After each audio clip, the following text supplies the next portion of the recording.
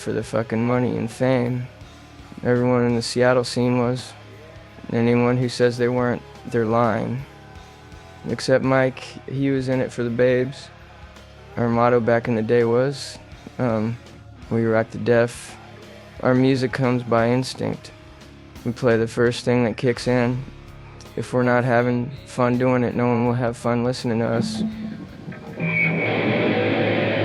I can't help you blue.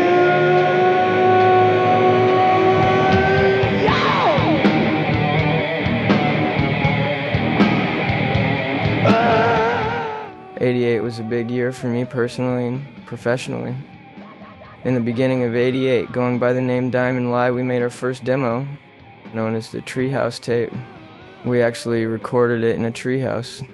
It had the I Can't Have You Blues on it, a cover of David Bowie's Suffragette City, and a couple other tracks.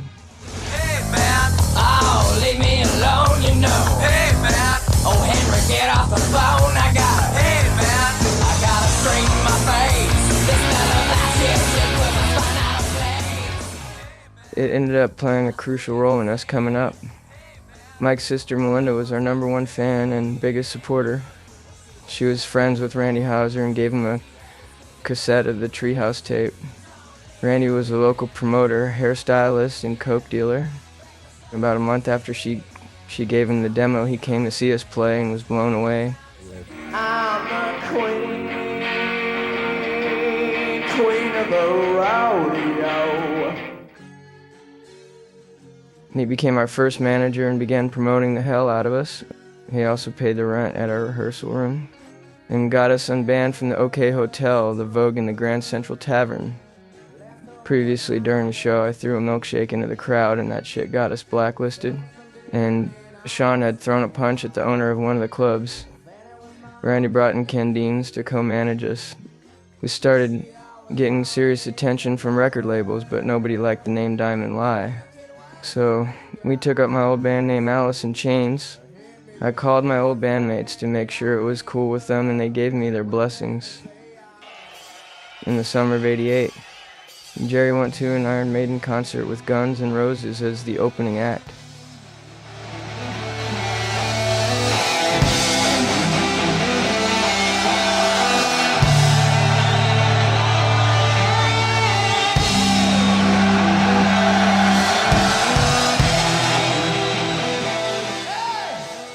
Jerry handed Axl Rose a copy of our demo, but he immediately tossed it in the trash. It could have been the greatest album ever made, but it wouldn't matter. We were nobodies. It takes a lot more than just good music to break out. It takes perseverance and a belief in yourself, no matter what happens or what anyone else says. But honestly, sometimes even that's not enough. You need the wind to be blowing your way. On July 20th, 1988, at midnight, the DEA raided the music bank. It turned out we'd been living next door to a fucking forest of pot. I can't remember how many times we'd been like, man, we need some weed. And it's right through the damn wall. 15 to 20 armed police officers stormed into the building, pointing guns and yelling. Stand against the wall. I had just walked around the corner and was getting ready to head out with a couple of strippers. The girls were all coked out and started bitching up one side and down the other and calling the cops pigs. It got to the point where I had to tell them to shut up. Jerry was sleeping on the couch when the cops bursted into our rehearsal room. There was weed strewn across his coffee table and things like that. Dude, he thought he was getting busted. Jerry spent the next couple hours trying to convince the cops that there weren't any drugs and pleading with them to not confiscate our gear. We ended up hitting it off with the cops and they let us take our gear. We stacked everything outside the front door of the bank and ended up sleeping under the stars so nobody would steal our shit. Our manager Ken Deans came with a van the next morning and took us and all our gear to a recording session at London Bridge Studios. We re-recorded the Treehouse tapes on a 24-track. The original recording was done on just an 8-track. In '88, I also met the love of my life. Love, sex, pain, confusion, sorrow.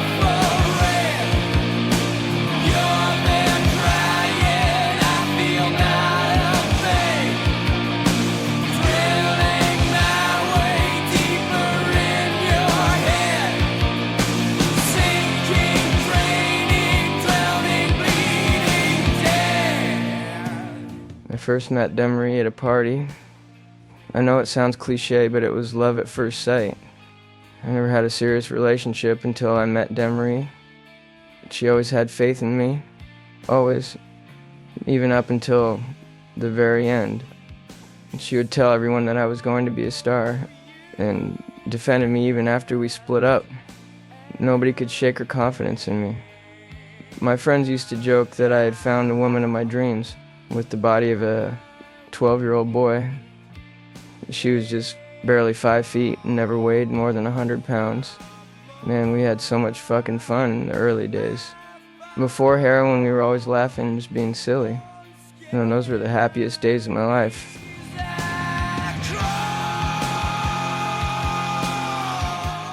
In late '88, our manager Randy tested positive for coke on his parole drug test and was sent to jail. Ken Deans brought in Kelly Curtis and Susan Silver to manage us. In the early '90s, they were managing Pearl Jam and Soundgarden too. Susan played a huge role in the Seattle scene. Her and Cornell wound up getting hitched. She genuinely cared for me and everyone she managed. One of the few people who put our well-being before the money. At the start of '89, the buzz around Seattle was getting nutty. Soundgarden, Nirvana, Pearl Jam, Alice in Chains. All the Seattle bands were happening. Nirvana, Soundgarden, Mother Love Bone, and us were getting the most attention. When Alice in Chains packed out the Central Tavern 2 nights in a row. And that's when I was completely satisfied. And that's when my dreams came true. In Seattle, I was a rock star. And the Chinese master, otherwise known as Alice in Chains.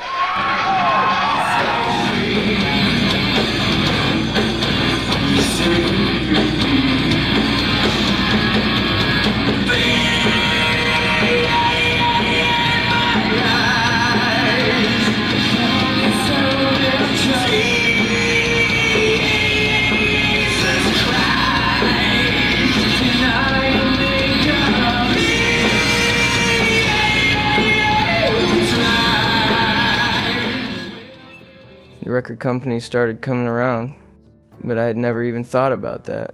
And it was enough for me to be a star in Seattle. But the record labels decided there was money to be made.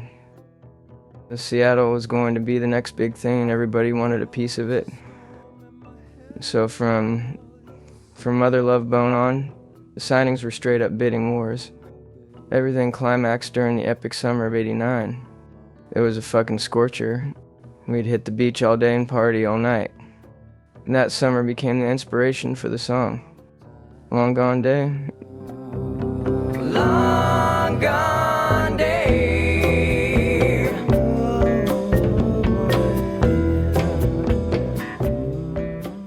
All the other Seattle bands had signed except for us, which ended up working out in our favor. Even before we got signed, we had a lot of big shows. And some arena shows through a friend of our manager's. It's a whole different ballgame playing arena shows. Man, I had horrible stage fright. I think the first time was with Great White and Tesla.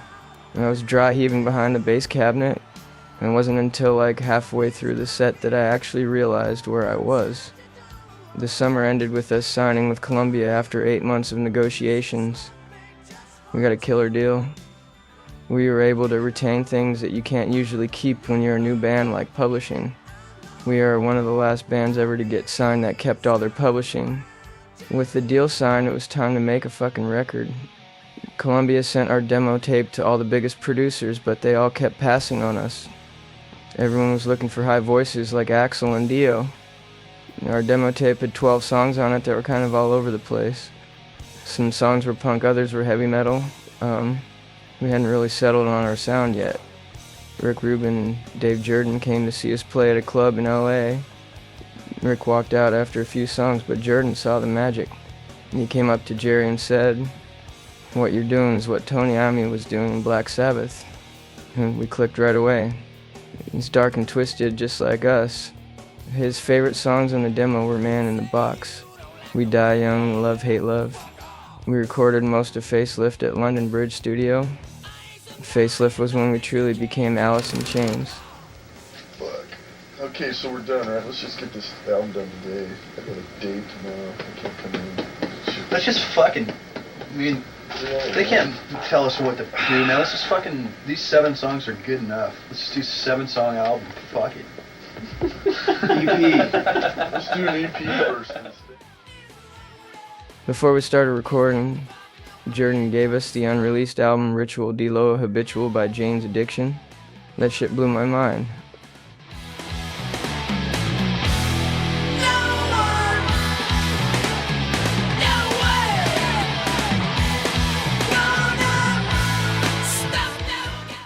One of the things that Jordan did to all the songs was slow the tempos down. It really helped develop the Alice sound. You know, that heavy and brooding sound with the tempo slowed down? On the demos, the tempos are much faster. Jordan is a mad scientist in the studio, making these crazy combinations of amps and playing with the frequencies to get the perfect sound. A sound that he would call machines that kill. Sean, being an idiot, had broken his hand at a party. And so we started recording the album with Greg Gilmore on drums. But he just wasn't hitting hard enough. Finally, Sean said fuck it and took off his cast 3 weeks early. The lyrics on Facelift were written by either me or Jerry. We had a really cool relationship. The way that we worked was we generally filled each other's gaps. Jerry or I would develop something and be like, this is all I got, can you take it from here? And the other would take it someplace new. I wrote Love, Hate, Love about my relationship with Demery. Just the toll that relationship was taking on my mind. In the pain, I was so conflicted. Part of me didn't want to be in a relationship, but I truly loved her and couldn't stand being apart from her.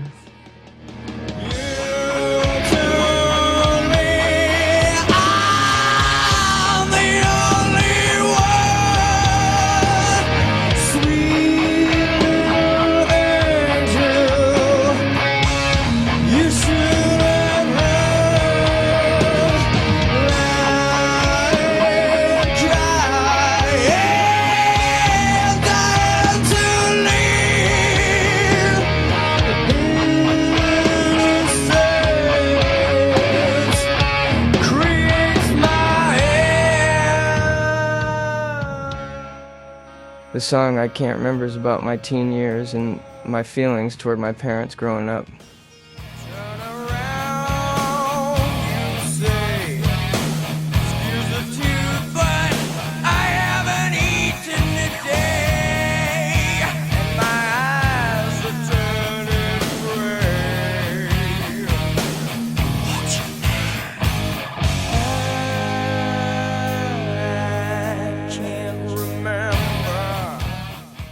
We Die Young is about gang violence. And that was something that was happening in Seattle. Something that kind of opened our eyes. It just seemed like things were getting out of hand. Incidents where kids were getting shot and getting their tennis shoes ripped off their dead bodies. It just seems like these kids are dying at younger and younger ages and getting involved in gang activity. Then you got hit, and you should have known better. And we die young. Faster we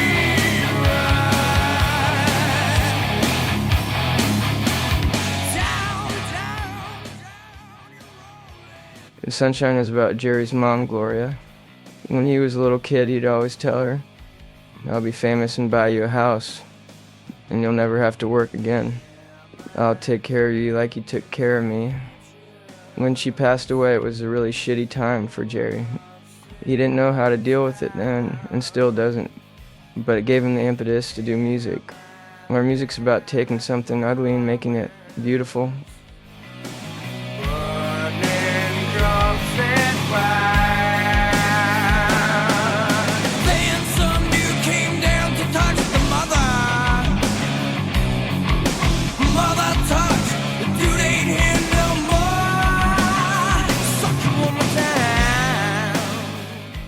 I remember for Man in the Box, I started writing about censorship Around the same time, we went out for dinner with some Columbia Records people who were vegetarians. They told me how veal was made from calves raised in these small boxes. And that image, it just stuck in my head. So I went home, got stoned, wrote about government censorship and eating meat, as seen through the eyes of a doomed calf. The guitar used on Man in the Box was actually a guitar that Jerry made in school in his shop class. And Jordan was driving to the studio one day while we were working on Man in the Box, and Bon Jovi's Living on a Prayer started playing on the radio. That's where the idea of adding a voice box to Man in the Box came from.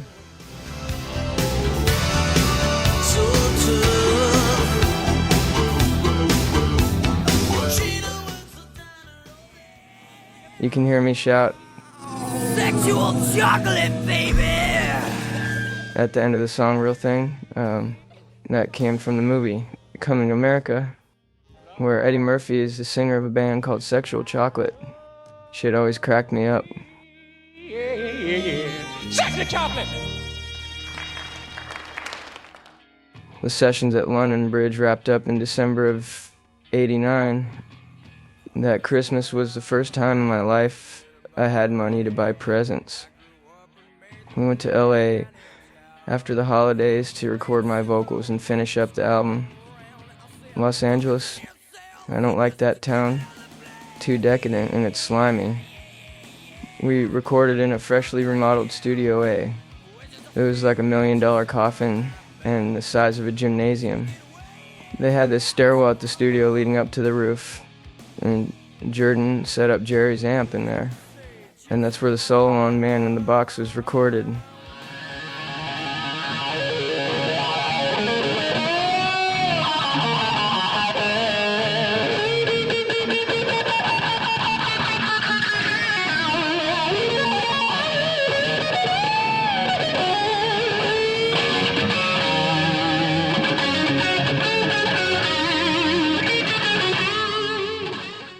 Jordan had me try out 20 different mics while singing the hook for Man in the Box. And when I tried the Newman M49, it sounded fucking huge.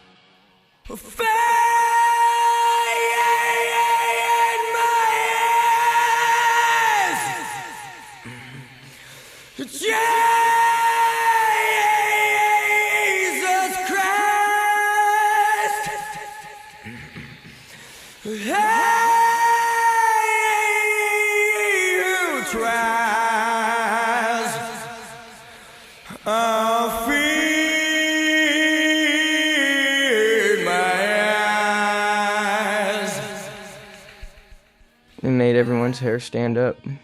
We ended up using that mic a lot. Before I recorded vocals, I would do some of the warm-ups Maestro taught me. Mostly I had to get in the right mindset. But once I hit that mark, I could sing the whole album straight through in one go. I would go out into the middle of the recording room with only a stool to place a water bottle, an ashtray, and my sunglasses. I had them turn the lights down low so they could barely see me. And I got the vocals on the first take, basically every time. I'd been working my whole life for this moment.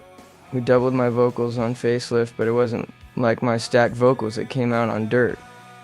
My dad, Phil, saw my picture on the front of a magazine and suddenly came back into my life. He visited the studio while I was recording vocals. He told the engineer while I was singing, "Man, where the fuck did he learn how to do that?" I just got the chills. My whole childhood I wanted to reconnect with my dad. When I was just a kid, I got a call saying my dad had died. My family always knew he was around doing all kinds of drugs. And since that call, I was always wondering, where's my dad? And I felt so sad for him and I missed him. He dropped out of my life for 15 years. And at 16, I even tried to find him without saying a word to my family. I did it for a long fucking time. And what I found over the years was not good. So I changed my mind about wanting to see my dad again. My dad said he'd been clean of drugs for 6 years, so why the hell didn't he come back before? And I was very cautious at first, and was so busy with the band that we didn't get to spend much time together at this point. Right before we were done recording Facelift, Andy Wood OD'd. It was fucking heartbreaking. We used the Freddie Mercury of Seattle. I'm crazy, crazy. I'm the boy who defies all. Yeah, lift me higher than anyone. His band Mother Love Bone was about to blow up. He died just weeks before the release of their album Apple, which is a fucking masterpiece. At his memorial, I had a complete breakdown, just sobbing, man. I was so frightened and felt so lost. Losing Andy was the death of innocence. His passing really changed things for a few weeks. I probably got even heavier into drugs after that. We dedicated the album to Andy and Jerry's mom, Gloria. By spring of 1990, we had finished recording the album, but it didn't have a name yet. We met artist, photographer, and video director Rocky Schenk. He's a super talented dude. We worked with him on most of our album covers and some of our music videos. We went to his studio in Hollywood and spent a while creating distorted multiple exposure portraits of each band member. We chose a photo of Mike for the album cover, and once we saw the photo, we decided to name the album Facelift. In the summer of 1990, we filmed a video for We Die Young with Rocky. It was filmed at a burned down house in Glendale. The family who used to live there looked on in horror, and as we filled their once lovely swimming pool with their burned furniture and their children's burnt toys. We Die Young was our first single. Facelift was released on August 24th, 2 days after my 23rd birthday. Alice in Chains, Facelift, the album featuring Man in the Box.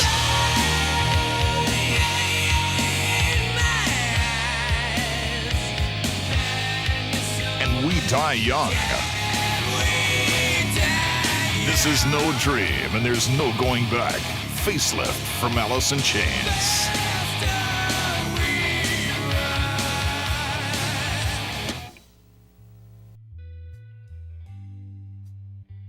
I gave my mom a cassette of the finished album. She called me and said, "I think there's a sleeper on that album. A song that's going to creep up on people. Man in the Box." I told her that I wrote that song. She said, "Layne, it's so beautiful. I don't know why, but there's nothing as sweet as recognition from your parents." We hit the road immediately after the release of Facelift. We started with a month-long opening slot for the band Extreme.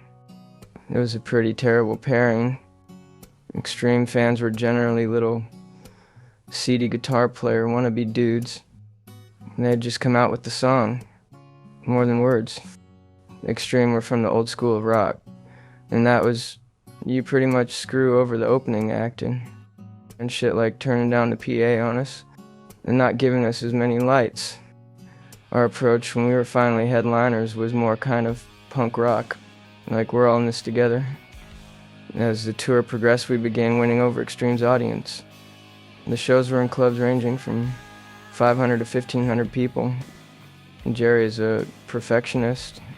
After every show, he'd think he fucked up here or there and would get a recording of the show, put a set of headphones on and practice getting better.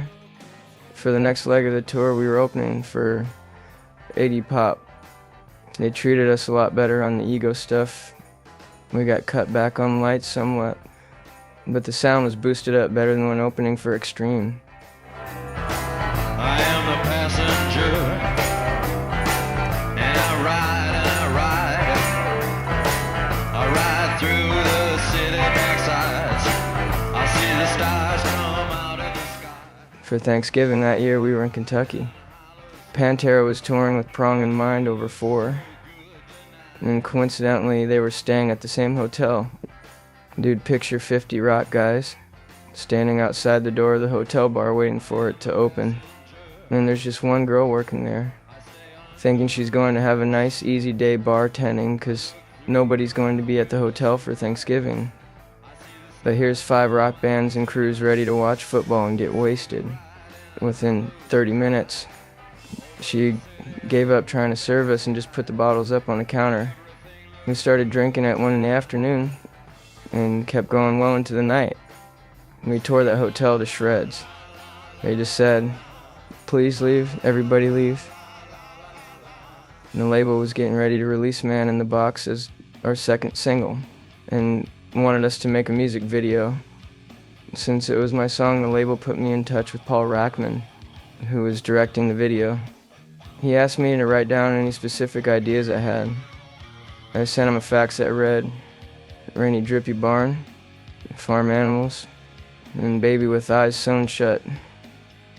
In December of 1990, we traveled to Los Angeles for 1 day to shoot the video on a farm at Malibu State Park. They said a baby with its eyes sewn shut was impossible, but Paul had this idea of a guy in a cape with his eyes sewn shut. He's kind of like Jesus taking care of animals, but he's blind. After finishing the tour with Iggy Pop, we returned to Seattle. On December 22nd, 1990, we played a homecoming show at the Moore Theater. We weren't selling any records at the time, so we had the idea to record a live show and give it away for free when you bought Facelift. Mookie Blaylock was the opening act. Mookie Blaylock was some of the Mother Love Bone guys, plus Eddie Vedder. Later on they changed their name to Pearl Jam at the end of their set.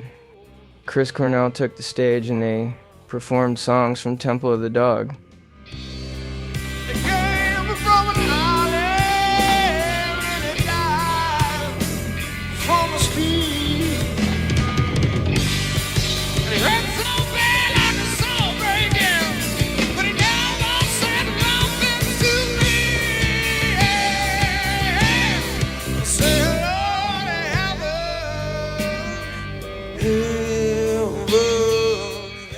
It was a pretty cool night.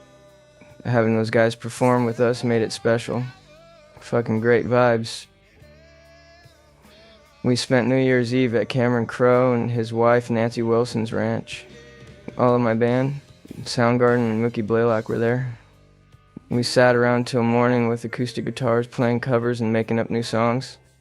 We closed out the year having released our first album, shooting our first 2 music videos and going on our first national tours. But Facelift still hadn't taken off and we weren't getting played on the radio. All the radio stations turned down Man in the Box.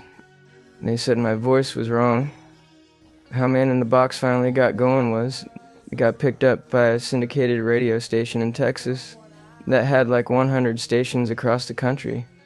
And the next thing you know, all the radio stations that turned us down were touting us as their new favorite band.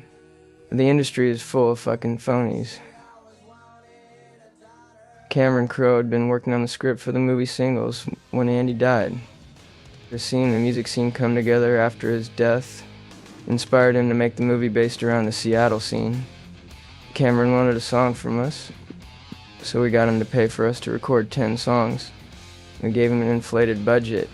We came up with the song Wood for the movie, and we demoed a bunch of shit.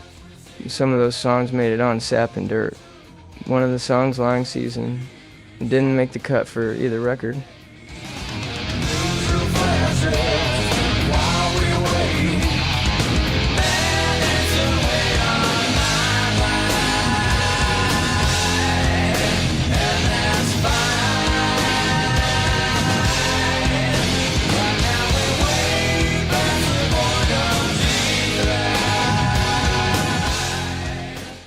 And it just didn't fit the vibe of those releases.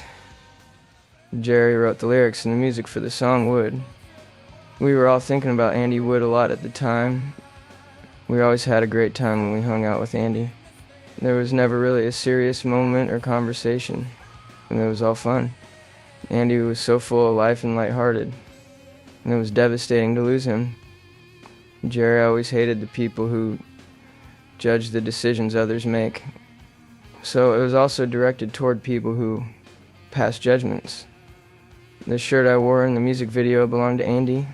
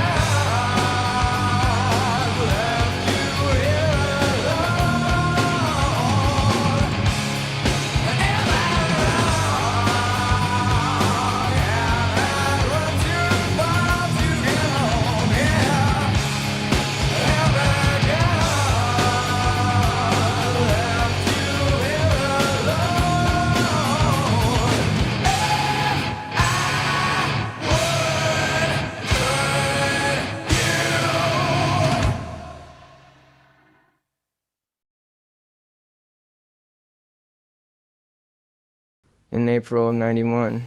We shot our scenes for the movie singles at a warehouse on a pier in downtown Seattle. That part of it was really fun, just being in that movie. But playing that song over and over on that pier was murder.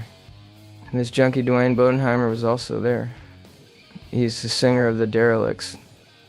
I'd heard he'd been hanging out with Demery while I was on tour, and had called him a couple times asking if he was sleeping with her, but he lied and said they weren't.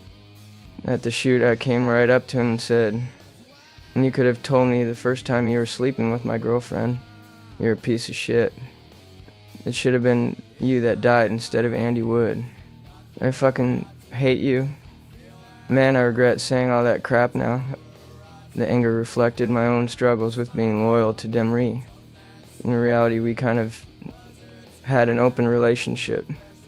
I had many wild times while on tour, and we were apart a lot of the time. But being confronted with the truth of our infidelities just made me jealous and resentful. We did a brief West Coast tour with Mookie Blaylock as the opening act. And things had happened for us and we were on our way. These guys were starting again after Mother Love Bone ended. We just wanted to give them as much support as they'd given us in the early days of our band.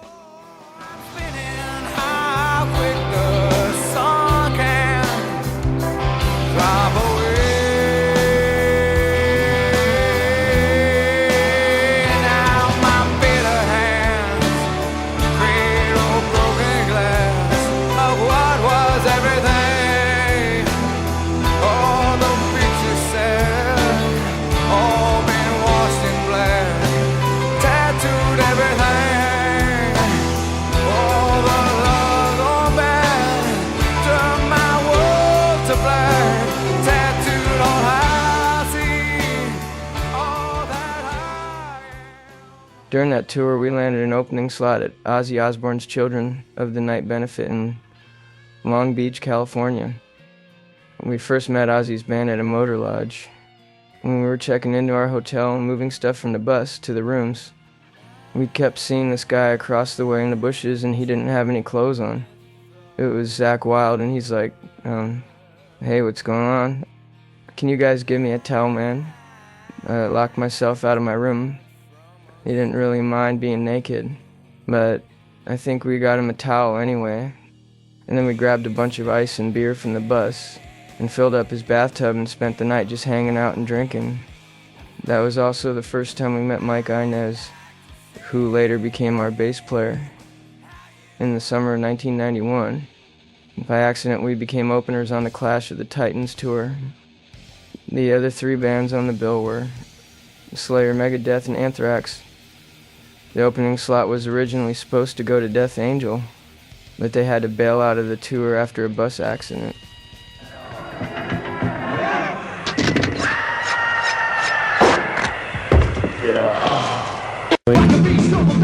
Anthrax. Slayer. Is it a game of speed metal King of the Hill, or just good loud fun? Megadeth's ever-provocative Dave Mustaine has characterized the uniting of the three bands, along with opening act Alice in Chains, as a clash of the egos.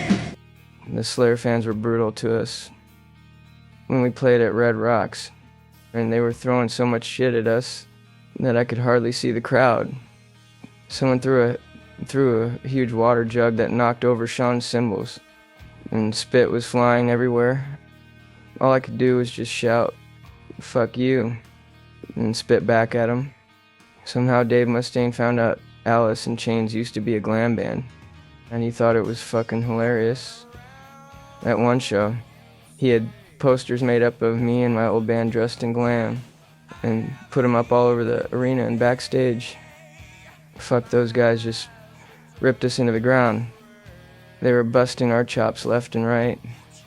And the biggest thing that happened to us in the summer of '91 was the breakout of the Man in the Box music video. MTV was at its peak. The VP of music at MTV and some of the other executives had a meeting to decide what video would be selected for the Buzzbin.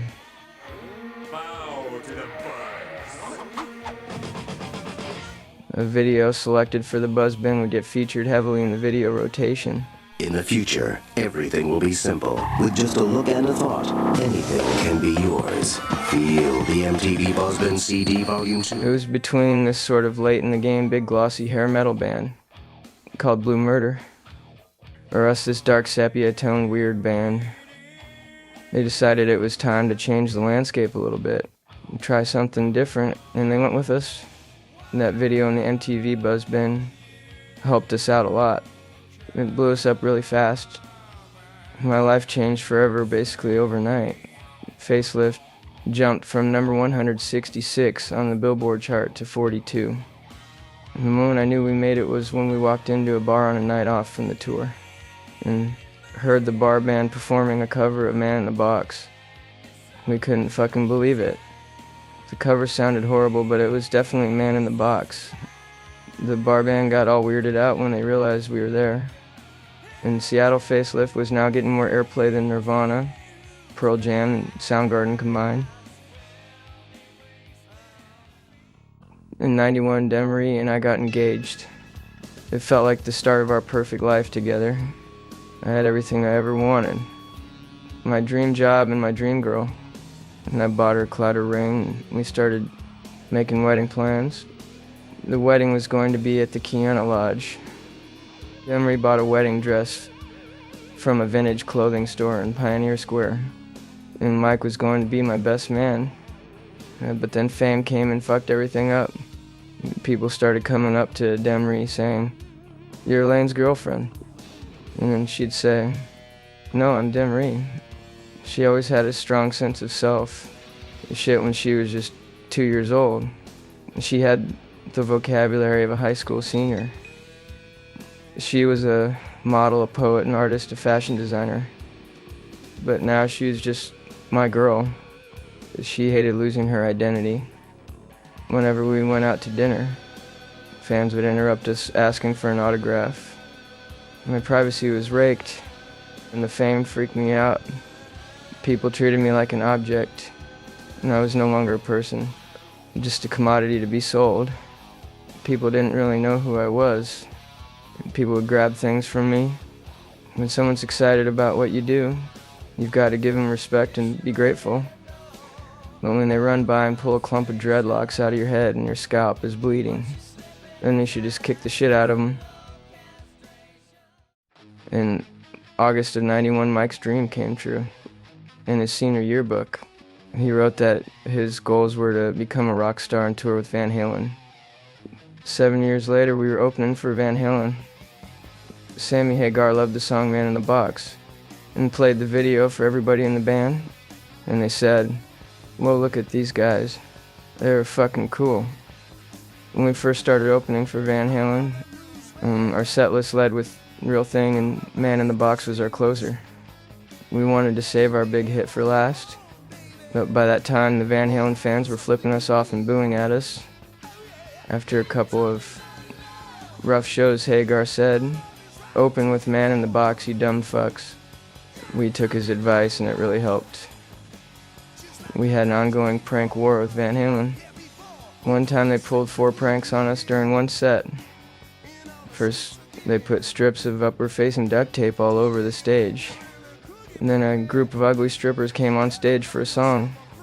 Next, one of their techs, in a little Bo Peep outfit with live sheep, took the stage. And during our last song of the set, the Van Halen crew came out and started breaking down our gear while we were still playing the song. They left Sean with just a kick and snare. They left Jerry with only one cab and just unplugged Mike. And that was all in one fucking set. But we weren't gonna let them have the last laugh. Hey, put some clothes on, Mom. And Van Halen used to do this signature walk across the stage. And at the time they had these skimpy panties that they would sell to the chicks in the audience. Like really fucking skimpy. So we took some of these panties and put them on. And of course they weren't big enough to keep our junk in. So we had to turn them around with the butt parts in front to keep our stuff together. And we paired them with some combat boots. We made ourselves up as strippers and did that Van Halen signature walk across the stage behind them. And they didn't know it was happening. Eddie is one of those guys who never fucks up. I've seen him play in so many different states, and he's always on point. But hearing him miss a couple notes while getting a laugh out of us was great. Eddie would hang out in our room more than he hung with his own band. And sometimes Jerry would be late for sound check, and Eddie would take his spot and come rock out with us. He became really good friends with Jerry. During the tour, Jerry wanted to buy one of Eddie's guitars and amplifiers. After the tour was over, Jerry went to Kelly Curtis's house. He was living in the basement there. Curtis asked him to move out the garage full of amplifiers and guitars that Eddie Van Halen sent over as gifts. Michael Anthony gave Mike a couple of his Spectre basses that he wasn't using, and those guys were super generous with us. Demery also came on the Van Halen tour. Her, Mike, and I had more fun than everybody else. It was a constant party, and Mike slept with a different girl every night. But the tour wasn't just laughs and good times. Darkness crept its way into our camp. Mike got caught trading backstage passes and guest list spots for drugs and money. It wasn't a good look for anyone, and was a sign of the path he was headed down. One night we ran out of coke, and Demery went out looking for more, but came back with heroin instead. And she'd been using off and on, but I hadn't touched it before. When I took that first hit, for the first time in my life, I got on my knees, and I thanked God for feeling good. I got a taste of oblivion, and from then on, I would do any and everything to get back there. In oblivion, I'm the cleanest, tallest, strongest, wisest person that I can be. But I'm gonna try for the kingdom if I can, 'cause it makes me feel like I'm a man when I put a spike into my vein. And I tell you, things aren't quite the same when I'm rushing on my run, and I feel just like Jesus' son. And I guess that I just don't know, and I guess that I just don't know.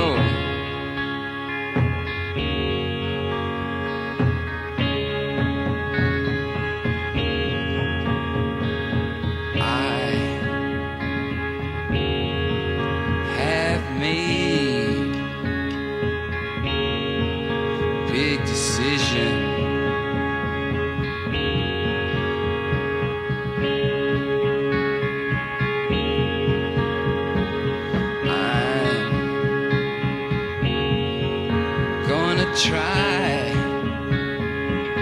to nullify my life, 'cause when the blood begins to flow, when it shoots up the dropper's neck, when I'm closing in on death,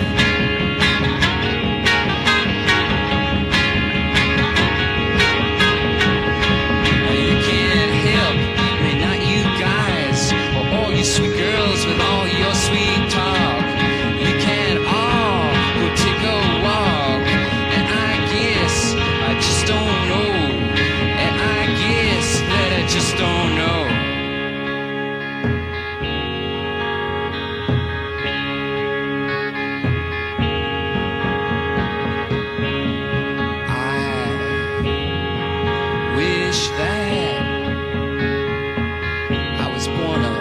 Years ago, I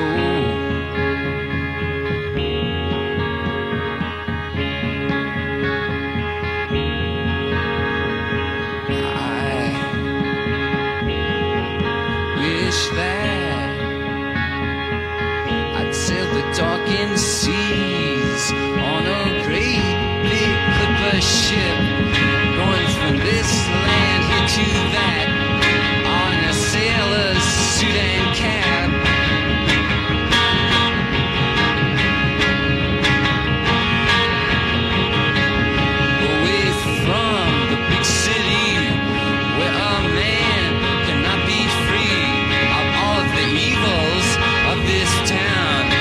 Himself.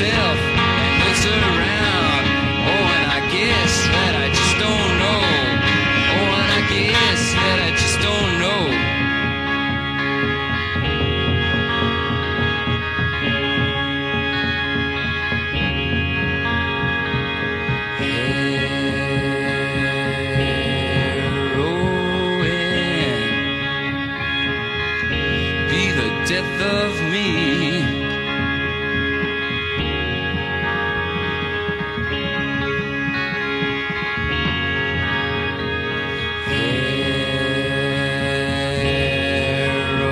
Heroin, it's my wife and it's my life because a mana to my vein leads to a center.